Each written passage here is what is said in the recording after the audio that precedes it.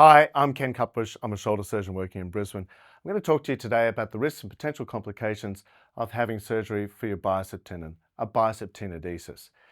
This is an MRI scan of patients who had a bicep tenodesis. You can see the bicep tendon here. See it just running up there? We're talking about the long head of biceps. At the top end, there are two tendons, short head, long head. Short head is the main one. We're not talking about that. We're talking about the long head of biceps that goes through the joint itself. It takes this 90-degree turn here.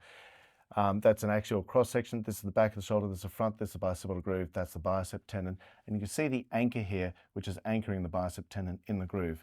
This is one of my patients, and this is how I do it. I do the anchoring out here in the bicipital groove, just about here. And this is the actual bicep tendon here, a luggage knot around it. A little penetrator goes through and pulls that suture back through the bicep tendon, locking that position. And then I put a biocomposite screw in, holding that construct in place. Those biocomposite screws are terrific. They will be resorbed and replaced by bone over the next 2 to 4 years. So there are a couple of publications to draw your attention to. Deng in Orthopaedic Journal of Sports Medicine 2020 and Belk Journal of Shoulder and Elbow Surgery 2021, looking at the risks and potential complications of this sort of surgery. What I tell patients is there's always a risk of infection anytime we do a shoulder operation. For this sort of surgery, I do it arthroscopically. The risk would be 1 in several hundred. The risk of nerve injury, I would quote normally about 1 in maybe 1,000 or 2. That's extremely rare.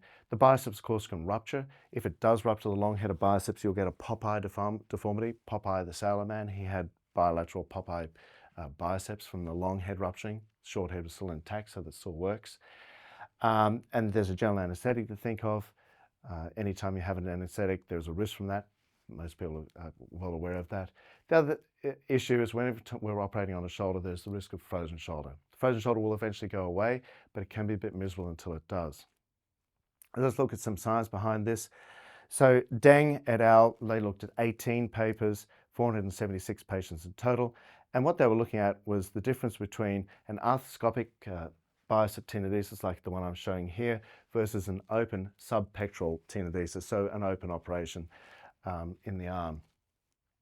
Belk et al. In Journal of Shoulder and Elbow Surgery looked at bicep tenodesis versus bicep tenotomy. So that's either fixing it, or what a tenotomy is just cutting the tendon and letting it go.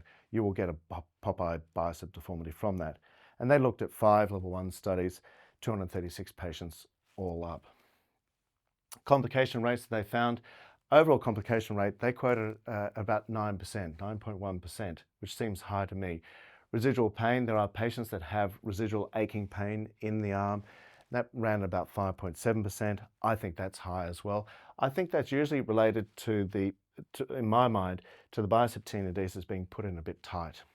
This procedure that I do puts in exactly the same tension, because we do this tenodesis and then cut the tendon. So there's no guesswork in terms of how tight to make that tenodesis.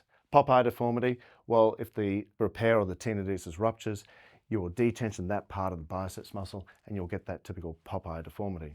Nerve injury, quite a high rate of nerve injury, 0.7%, which seems extraordinarily high to me, but nevertheless, that's what they were finding. So I think that's a good rundown on the potential risks and complications of this biceps tenodesis surgery. If you'd like to look at the articles themselves, if you scan that QR code, it will take you directly to the publication. Thank you for listening.